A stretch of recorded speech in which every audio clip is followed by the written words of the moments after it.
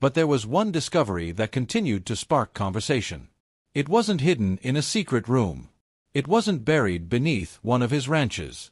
It was a document that revealed exactly how John Wayne wanted his life's work, and much of his fortune, to be passed on after his death. Some family members were surprised by its details. Others believed it reflected exactly the kind of man he had always been. Have you ever wondered what kind of legacy you'll leave behind, not just in money, but in memories and values? Share your thoughts in the comments. Because when John Wayne's will was finally opened, people realized his greatest message to his family wasn't measured in dollars. It was written between the lines of one carefully prepared plan. When John Wayne's will was finally read, many expected drama. Hollywood had seen its share of bitter inheritance battles. Families had gone to court. Friends had challenged wills. Long legal fights had turned private grief into public spectacle.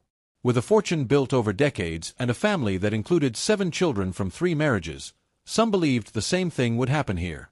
But the truth was more thoughtful than sensational. John Wayne had spent years preparing for this moment. According to reports from the probate process and accounts from biographers, he worked with legal advisors to create an estate plan designed to protect both his family and the legacy he had built. Rather than leaving confusion behind, he wanted clear instructions. His estate included valuable California and Arizona properties, business interests, investments, and continuing income from film royalties and licensing. Because many of his movies remained popular long after their release, money continued to flow into the estate even after his passing. That meant his legacy was still growing. But Wayne understood that wealth could also create conflict. His will reflected careful planning instead of impulse, with assets distributed through a structured estate rather than a simple division of cash. One of the most talked about parts of the estate involved his children.